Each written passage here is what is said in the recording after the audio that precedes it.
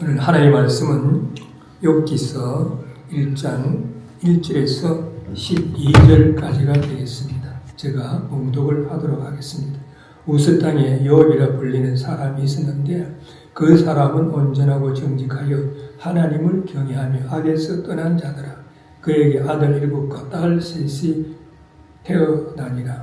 그의 소유물은 양이 7,000이요 낙타가 3,000마리요 소가 500킬이요 암나귀가 500이며 종도 많이 있었으니 이 사람은 동방 사람 중에 가장 훌륭한 자라.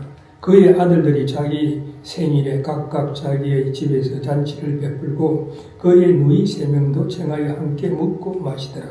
그들이 차례대로 잔치를 끝내면 욥이 그들을 불러다가 성결하게 하되 아침에 일어나서 그들의 명수대로 번제를 드렸으니 이는 욥이 말하기를 혹시 내 아들들이 죄를 범하여 마음으로 하나님을 욕되게 하였을까 함이라. 욥의 행사가 항상 이러하였더라. 하루는 하나님의 아들들이 와서 여호와 앞에 섰고 사단도 그들 가운데에 온지라. 여호와께서 사단에게 이르시되 내가 어디서 왔느냐. 사탄이 여호와께 대답하여 이르되 땅을 두루 돌아 여기저기 다녀왔나이다. 여호와께서 사단에게 이르시되 내가 내 종 욥을 주의하여 보았느냐. 그와 같이 온전하고 정직하여 하나님을 경외하며 악에서 떠난 자는 세상에 없느니라.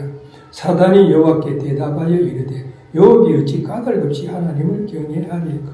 주께서 그와 그의 집과 그의 모든 소유물을 울타리로 두르심 때문이 아니니까. 주께서 그의 손으로 하는 바를 복되게 하사 그의 소유물이 땅에 넘치게 하셨음이니이다. 이제 주의 손을 펴서 그의 모든 소유물을 치소서. 그리하시면 틀림없이 주를 향하여 욕하지 않겠나이까. 여호와께서 사단에게 이르시되 내가 그의 소유물을 다시 내 손에 맡기노라. 다만 그의 몸에는 내 손을 대지 말지니라. 사단이 곧 여호와 앞에서 물러가니라. 아멘. 아멘. 오늘은 욥이라 이름하는 사람이라고 하는 제목하에서 같이 은혜를 나누기를 원합니다. 구약에 나오는 욥기 하면 머릿속에 딱 떠오르는 게 욥의 고난입니다. 성경에서 고난을 주제로 쓰여진 책이 욥기입니다. 그래서 말이죠. 삶의 여정에서 캄캄한 어둠의 밤을 만날 때 우리는 욥기서를 읽어라라고 권하기도 하고 또 그런 권면을 받기도 했습니다. 그 결과 어떤 사람은 욥기를 읽고 위로와 힘과 용기를 얻기도 하고 어떤 사람은 욥기를 읽고 더 낙심하고 더 차별하는 그런 경우도 있습니다.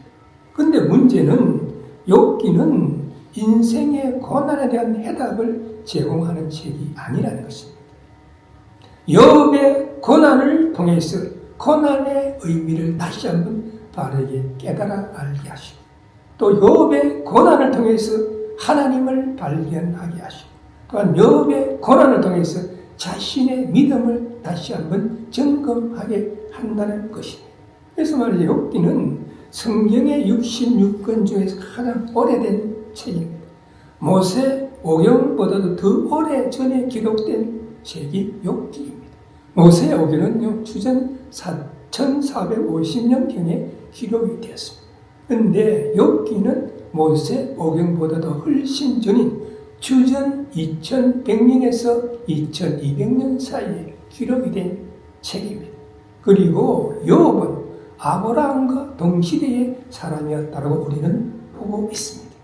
그런데 욥기서에 그러면 주제는 뭐냐 하면은 욥기서의 제목은 본서의 주인공인 욥의 이름을 따가지고 욥기서의 제목이 지어졌습니다. 욥이라고 하는 이름은 핍박을 받는 자, 박해를 받는 자, 미움을 받는 자라고 하는 그런 뜻입니다. 욥이 겪는 고통과 하나님께 버림받은 듯한 시련을 나타낸다라고 볼 수가 있습니다. 또한 저자는 욥기서는 역사상 실제로 존재했던 욥이라고 하는 인물에 대한 기록입니다. 물론 말이죠, 신학적으로 다른 여러 가지 견해가 있습니다. 본서에 묘사된 몇 가지 사건에 우리가 근거해서 볼 때 아브라함이 살았던 주전 2000여 년경의 족장 시대였을 것으로 우리는 추측을 하고 있습니다. 본서에서 족장 시대 때 많이 사용이 되었던 하나님의 이름인 전능자라고 하는 표현이 많이 사용이 되고 있습니다. 이러한 언어적 측면에서 뿐만 아니라 자기 가정의 대표로서 제사장직을 수행을 했다는 것과 또 욥의 재산이 유목민이었던 다른 족정들과 같이 가축의 수혜대로 그의 재산이 책정되었다는 것. 또한 아브라함이 말이죠, 175년을 살았던 것과 같이 욥이 고난 후에 140여 년을 더 살아가지고 200세 정도 장수를 했다는 그런 사실에서 족장시대의 사람이었을 것으로 우리는 보고 있습니다. 그러면 욥기서의 짚을 동기가 뭔가? 주전 2000여 년의 족장시대에 있었던 그 욥의 사건을 그보다 훨씬 후 세대인 주전 1000년경에 익명의 저자가 극시야한 문학작품으로 시대를 초월하여 모든 인생들이 현 세상에서 경험하게 되는 모든 실제적인 그런 문제, 오늘 본문의 욥처럼 말이죠, 이유 없이 극심한 고난에 처하게 되는 문제들에 대하여 우리 인간이 가져야 할 신앙적인 삶의 자세에 대해서 교훈을 하고 있습니다. 본서의 말이죠, 내용 전개는 욥의 고난에 대해서 친구들과의 변론을 하고 있는 대화 형식을 제시함으로써 독자들로 하여금 순전하고 정직하여 하나님을 경외하며 악에서 떠난 의인이 왜 뜻하지 않는 그러한 고난을 받는가 하는 문제를 매우 심도 있게 또 다각적인 측면에서 생각하게 하는 것입니다. 또한 본서의 핵심 단어는 하나님의 절대 주권에 대한 인간의 절대 순종에 대해서 말씀하고 있습니다. 본서는 욥이 이기지 못한 채 당하는 고난의 원인 규명을 위한 욥과 그의 세 친구 및 엘리후와의 논쟁을 길게 다루고 있습니다. 그리고 본서의 핵심 절은 23장 10절입니다.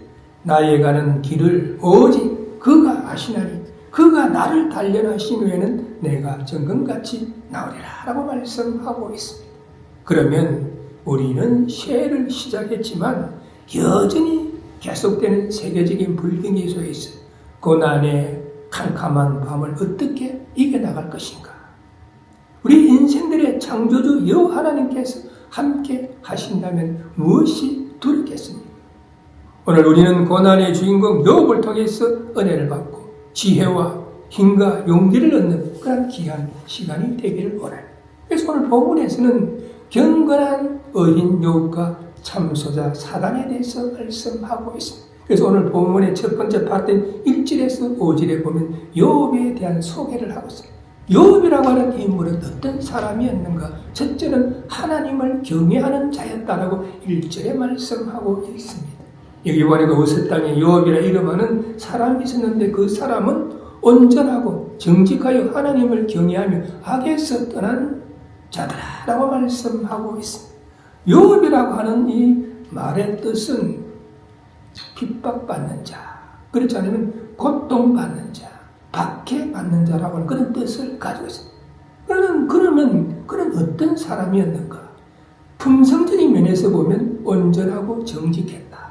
다른 성경에서 보면 순전하고 정직했다라고 표현을 또 하고 있습니다. 여기서 온전했다라고 하는 것은 도덕적으로 흠이 없거나 또는 완전한 것을 말합니다. 그의 인격의 진실성을 나타내는 말로서 욥의 그러한 마음이 하나님과 이웃에 대하여 선한 것으로 가득 차 있음을 갖다가 우리들에게 보여주고 있습니다. 또한 정직했다라고 하는 것은 고단 올바른 그런 뜻을 가지고 있습니다. 이 말을 다르게 표현하면 마음이 하나님의 기준에서 벗어나지 아니하였다라고 우리는 볼 수가 있습니다. 행동적인 면에서는 악에서 떠난 자였다라고 말씀하고 있습니다. 욥의 순전함과 정직함을 더욱 고귀하게 해주는 표현입니다. 이는 욥이 말이죠, 단순히 윤리적, 도덕적으로만 깨끗한 것이 아니라 하나님의 속성에서 반대가 되는 악에서 떠나서 그의 행동이 하나님께서 원하시고 기뻐하시는 바른 삶을 살아가려고 노력했다라고 볼 수가 있습니다.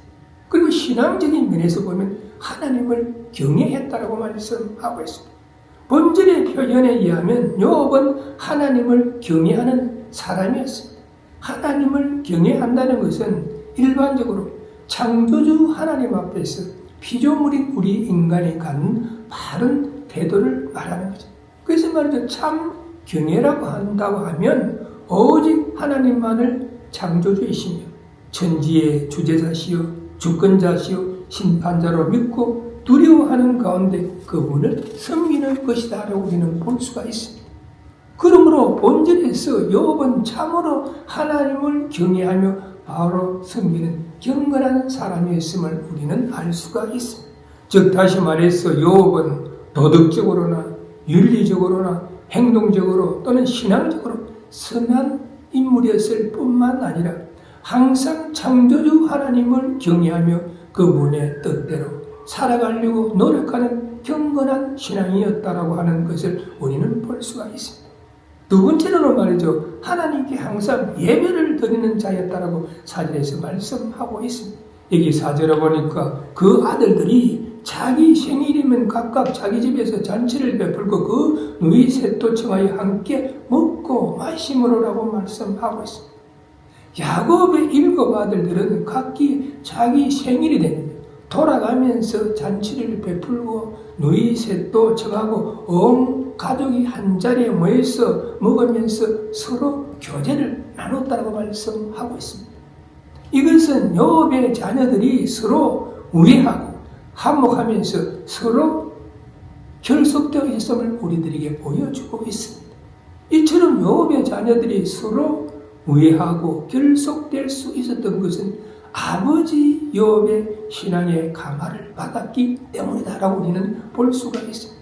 따라서 말이죠, 본절은 하나님 중심의 신앙생활이 가정과 사회에 얼마나 중대한 영향을 미치는가를 우리들에게 보여주고 있습니다. 그리고 5절 전반절에 보면 그 잔칫날이 지나면 욥이 그들을 불러다가 성결케 하다라고 말씀하고 있습니다. 모세가 말이죠, 하나님으로부터 율법을 받기 이전 시대, 즉 고대 족장 시대에는 집안의 가장이 제사장직 권위를 가지고 있다라고 우리는 볼 수가 있습니다. 구약 시대 말이죠, 제사장은 어떤 일을 합니까? 하나님과 백성 사이에서 중보의 제사를 드리는 그러한 사람이었습니다.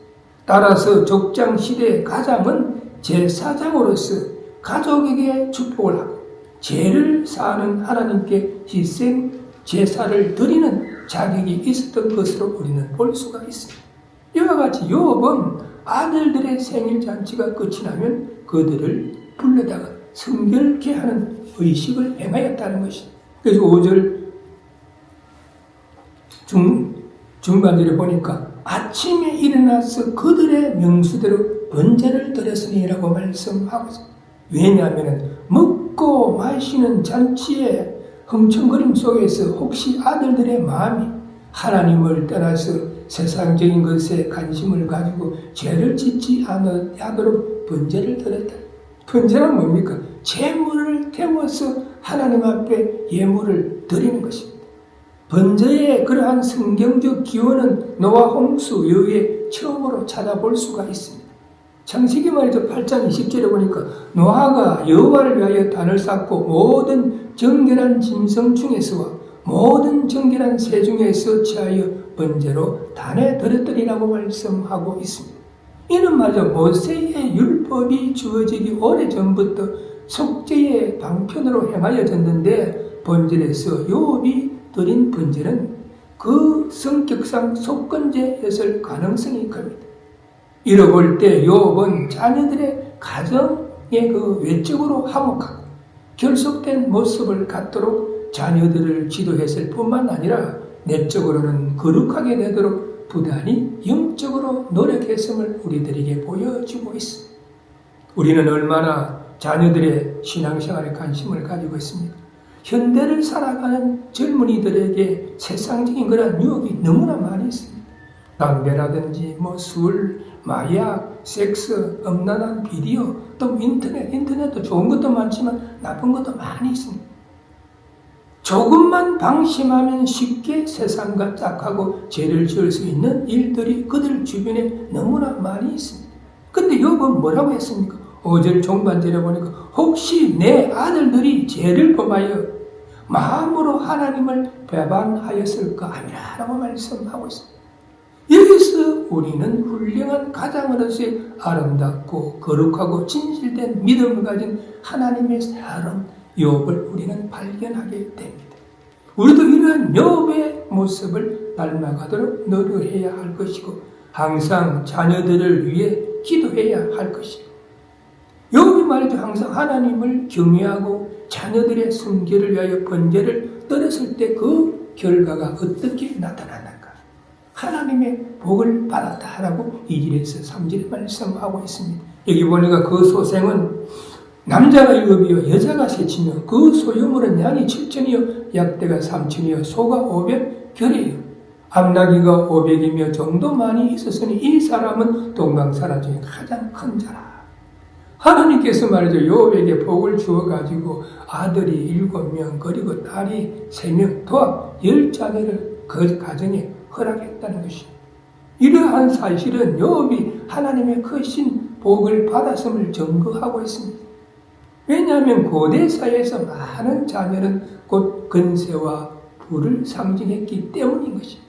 또한 하나님의 축복으로 여겨졌기 때문인 것입니다. 그래서 본서의 저자는 욥의 장대함을 알리기 위해 가지고 그의 자녀의 숫자를 기록하고 있습니다. 이스라엘 사람들, 중동 사람들이 말이죠. 열이라고 하는 숫자, 10이라고 하는 숫자는 항상 풍성하고 아름다운 그런 숫자로 이해되어져 왔습니다. 또한 하나님께서 재물의 복도 주셔가지고 그의 소유물이 양이 7천이요 약대가 3천, 소가 500결이요 암나귀가 500 정도 많이 있었다라고 말씀하고 있습니다.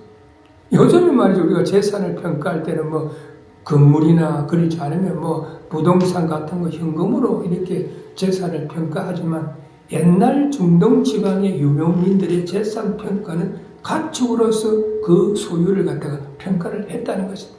이처럼 그런 물질적으로 엄청난 부자여가지고 동방에서 가장 큰 자였다라고 오늘 본문은 말씀하고 있습니다.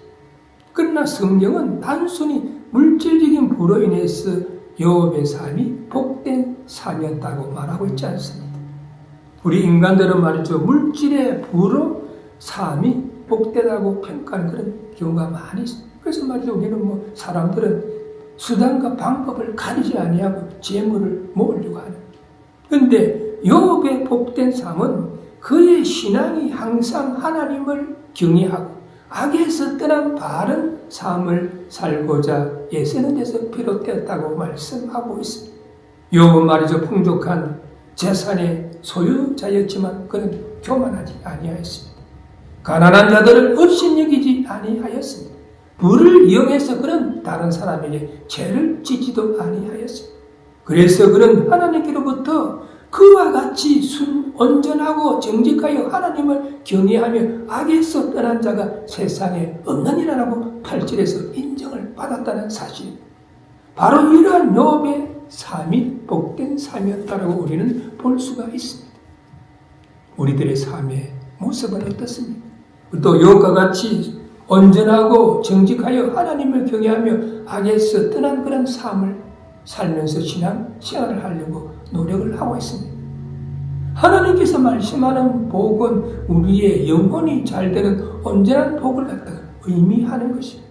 그래서 말이죠. 요한 3서 2절에 보면 사랑하는 자여 내 영혼이 잘된 것 같이 내가 범사에 잘되고 강건하기를 내가 간구하노라 라고 말씀하고 있습니다. 그러므로 새해는 우리의 삶이 날마다 하나님을 경외하며 악에서 떠나 하나님께서 원하시고 기뻐하시는 뜻대로 살아가려고 노력을 할 때에 주님 안에서 참으로 복된 삶이 될 수 있음을 우리는 바르게 알아야 할 것입니다. 근데 말이죠. 항상 하나님을 경외하며 악에서 떠난 신실한 사람 욥에게 인생의 시련과 고난의 순간이 닥쳐오고 있습니다. 오늘 본문의 두 번째 파트에서 보면 6절 이하에 언급되어 있는 일은 사실 욥이 경험한 것이 아니라 욥의 인생 벼에서 벌어지고 있는 그런 사건입니다. 그래서 오늘 본문의 두 번째 파트인 6절에서 12절에 보면 욥에 대한 참소자 사단에 대해서 말씀하고 있습니다. 사단이 하나님께 참소하는 그런 내용이 기록이 되어 있습니다. 그래서 6절에서 7절에 보면 여호와 하나님과 사단에 대해서 말씀을 하고 있는데 6절에 보니까 하루는 하나님의 아들들이 와서 여호와 앞에 섰고 사단도 그들 가운데 있는지라. 본절에서는요. 유한한 인간의 눈으로 볼 수 없는 영적 세계를 묘사하기 위해서 북유적 문학 기법을 묘사를 하고 있습니다. 여기서 말하는 하나님의 아들들이라고 하는 것은 하늘에 있는 영들에 대한 그러한 명칭으로서 하나님을 가장 가까이에서 수종을 들고 하나님이 창조하신 우주 만물을 관할하는 그런 그들의 임무를 가지고 있었습니다. 욥기서 38장 6절에서 7절에 보면 그 주초는 무엇을 위해 세웠으며 그 모퉁이 돌은 누가 놓았느냐. 그때의 새벽별들이 함께 노래하며 하나님의 아들들이 다 기쁘게 소리하였느니라고 말씀하고 있습니다. 하나님께서 천지 창조를 시작하시고 완성하였을 때에 새벽별들이 함께 노래하며 하나님의 아들들, 즉 하늘에 있는 영들, 천사들이 다 기뻐했다는 것입니다. 이러한 하나님의 아들들 가운데 타락한 천사가 사단의 우두머리인 것입니다. 타락한 천사인 사단은 결코 하나님 앞에 나아갈 수가 없었지만은 본질에서는 하나님의 택한 백성을 참수하기 위한 사단의 활동이 매우 분주히 나타나고 있음을 보여주고 있습니다. 이러한 사단에게 여호와께서 뭐라고 말씀을 하셨습니까? 7절에 보니까 내가 어디서 왔느냐? 사단이 여호와께 대답하여 가로되 땅에 두루 돌아 여기저기 다녔나이다. 여기저기 돌아다녔다는 것이 바로 사단의 활동하는 것을 갖다 우리에게 묘사하는 표현이라고 볼 수가 있습니다. 베드로전서 5장 8절에 보면 근신하여 겨어라 너의 내정 마귀가 우는 사자같이 두루다니며 삼킬 자를 찾나니라고 말씀하고 있습니다. 사단은요 세상에 여기저기 배회하면서 영적으로 잠에 빠진 자들, 그렇지 않으면 영적으로 방황하는 자들, 그렇지 않으면 신앙생활에서 시험에 든 자를 찾아다니면서 공격을 한다는. 어떻게 공격합니까? 고린도서 11장 14절에 보면 이것이 이상한 일이 아니라 사단도 자기를 강명의 천사로 가장하느니라고 말씀하고 있습니다. 사단이 말이죠. 우리 믿는 자들에게 이렇게 공격을 할 때 뿔이나고 무서운 얼굴을 하고 악마처럼 접근하는 것이 아니라 가장 복음적인 천사처럼 가장을 하고 미소를 지으면서 달콤한 말로 접근을 해서 영적으로 잠자는 자들, 그렇지 않으면 신앙생활에서 시험에 든 자들의 마음을 무너뜨린다. 이단들도 마찬가지입니다. 사단처럼 가장 복음적인 강명의 천사처럼 가장을 하고 달콤한 말로 접근하기 때문에 사람들이 거기에 넘어가는 것입니다. 예를 들어서 말이죠. 교회에 처음 출석하는 사람이 예배를 드리고 말이죠. 집에 돌아갈 때 예기치 못한 교통사고가 난다든지, 그렇지 않으면 어떤 사람이 주님의 몸된 교회에서 열심히 헌신하고 봉사하고 있는데 다른 사람들과 마찬가지입니다. 그래가지고 이 사람을 갖다가 시험에 들게 말이죠. 만든다든지, 그렇지 않으면 전도 대상자에게 열심히 전도를 하는데 전도 대상자는 세상적 어떤 모욕적인 일을 당하게 하는, 이렇게 해가지고 말이죠. 믿음이 떨어지게 만든다. 그것이 그러한 일을 하는 것이 사단의 일이다 하는 그런 이야기입니다. 그래서 마태복음 4장 1절에서 11절에 보면 예수님께서 광야에서 40일 금식하시고 줄인 상태에 있을 때 사단이 예수님을 갖다가 시험합니다. 어떤 시험입니까? 첫째는 사단이 말이죠. 예수님에게 내가 만일 하나님의 아들이거든 명하여 이 돌들이 떡이 되게 하라. 40일 금식 기도를 하시고 굶주린 예수님에게 내가 누가 말이지 하나님의 아들이라는 것을 알고 있는데 그러면 이 돌들이 떡이 되게 해보라 라고 이렇게 시험을 하는 거예요. 그때 예수님께서 뭐라고 말씀하셨습니까? 사람이 떡으로만 살 것이 아니고 하나님의 입으로 나오는 모든 말씀으로 살 것이다 라고 말씀하시면서 사단의 시험을 물러졌습니다. 두 번째는 성전 꼭대기에 세우고 내가 만일 하나님의 아들이어도 뛰어내리보라 이렇게 시험했어요. 예수님께서 뭐라고 말씀하셨습니까? 주 너의 하나님을 시험치 말라 라고 말씀하시면서 시험을 올려줬습니다. 그리고 세 번째는 지극히 높은 산으로 데리고 가가지고 천하만국과 그 영광을 보이면서 내게 엎드려 경배하면 이 모든 것을 내게 주리라. 예수님께서 뭐라고 말씀하셨습니까? 사단아 물러가라. 그리고 주 너의 하나님을 경배하고 다만 그를 섬기라 하시면서 사단의 시험을 물리치셨다라고 말씀하고 있습니다. 그래서 베드로는 우리 믿는 자들에게 마귀로 틈타서 공격하지 못하게 깨어 있으라고 금면에 말씀하고 있습니다. 우리가 만약 조금만 틈만 있어도 우리의 영혼을 갖다가 파괴하고 신앙생활을 시험에 들게 만들고 인격적으로 도덕적으로 무너뜨리고 삶의 방향을 바꾸기 위해서 사단은 배가 고파가지고 말이죠 울면서 먹잇감을 찾는 사자처럼 그렇지 않으면 강명의 천사로 가장해가지고 접근을 해서 넘어뜨린다는 것입니다. 그러므로 우리는 말씀의 반석에 굳게 있었죠.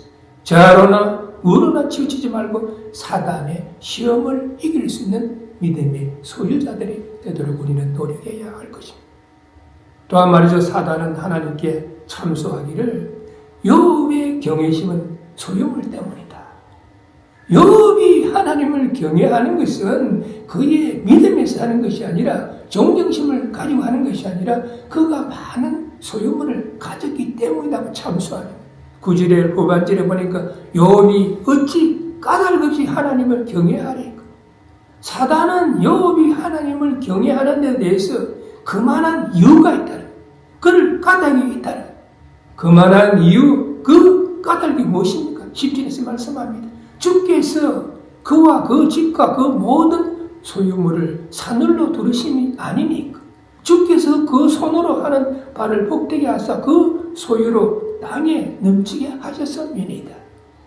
욥이 하나님을 경외하는 이유는 하나님께서 그 가정에 10자녀를 허락하시고 그리고 많은 재물을 축복하시고 하는 일들이 형통케 하셨기 때문에 경외합니다. 이렇게 참소하는 사단은 욥이 순전하고 정직하여 하나님을 경외하는 것은 인정은 하지만 그것은 하나님의 축복 때문이다 라고 이렇게 참소를 하는 것입니다.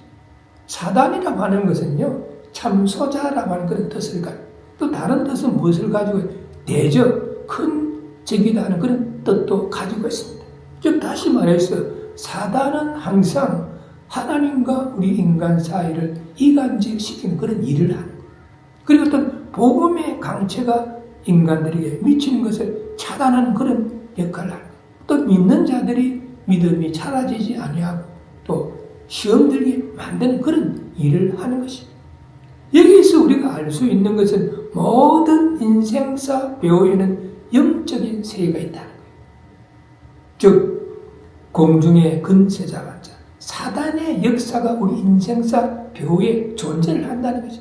그래서 에베소서 2장 2절에 보면 그때에 너희가 그 가운데서 행하여 이 세상 풍속을 줬고 공중의 근세 작은 자를 따랐으니 곧 지금 불순종의 아들들 가운데서 역사하는 영이라 라고 말씀하고 있습니다.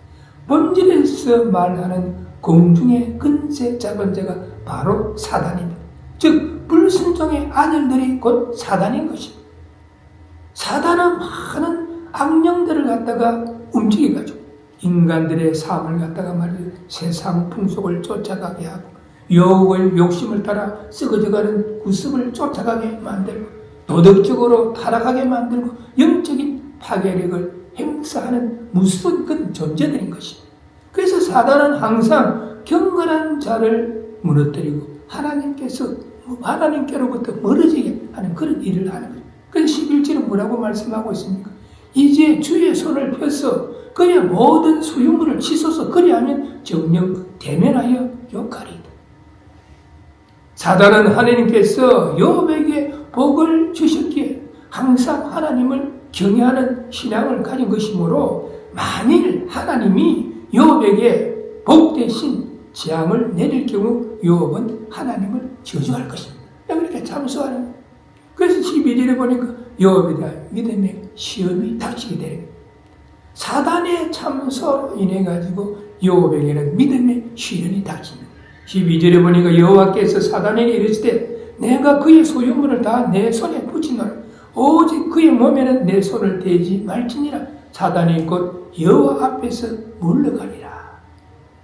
본질을 통해 가지고 알 수 있는 것은 하나님은 상황과 필요에 따라서 성숙된 신앙과 의를 이루기 위해서 잠시 악한 세력의 활동을 주권적으로 허락하는 경우가 있다는 것입니다.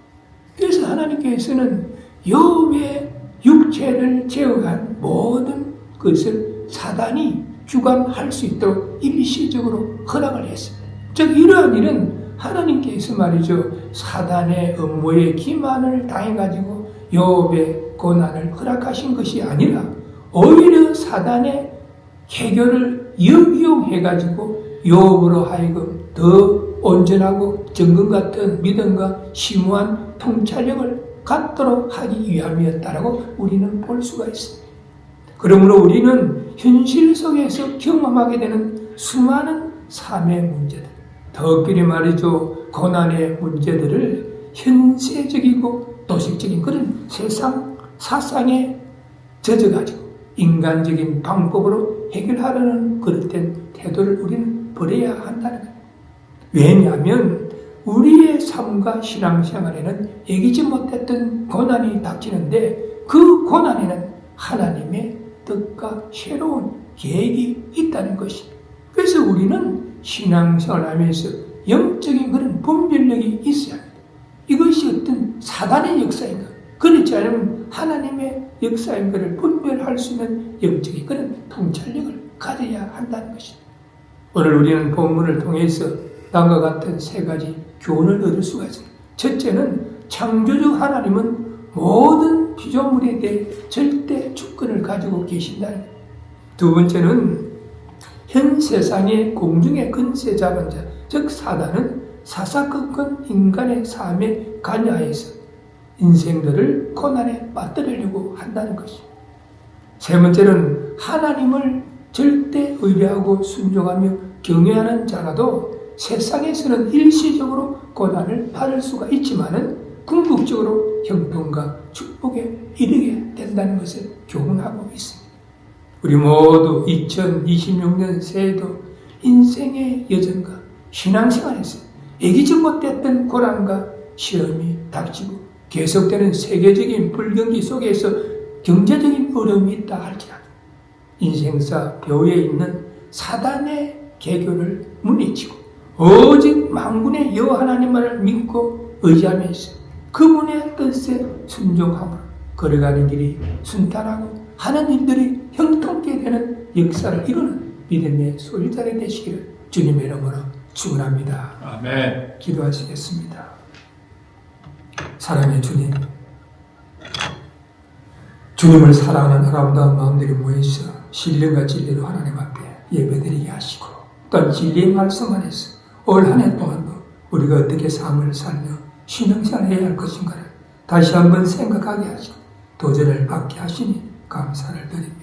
오늘 본문 속에 욥은 온전하고 정직하여 하나님을 경외하며 악에서 떠난 자였지만 사단은 하나님께 참소하기를 욥이 하나님을 경외하는 것은 하나님께서 그 가정에 열 자녀를 허락하시고 또 많은 재물을 허락하시고 또 하는 일들이 형통케 하셨기 때문이라고 참소함으로써 욥이 예기치 못했던 고난을 당한다라고 말씀하셔서 우리 모두 오늘 이 진리의 말씀을 다시 한번 깨달아 알게 하여 주옵소서. 그리하여 하나님의 절대 주권을 인정하게 하여 주시옵시고, 피조물은 우리 인간은 하나님의 절대 주권에 순종하는 믿음을 가질 수 있게 하여 주시옵시고, 또한 우리의 인생사 교회는 우리가 알려만한 영적인 그런 존재들이, 악한 세력들이, 사단들이 있어가지고 우리를 고난에 빠뜨리고 하나님께로부터 멀어지게 하고, 또한 믿지 않는 자들에게는 복음의 강체가 비치는 것을 차단하는 일들을 한다라고 하여서 우리의 삶의 여정에서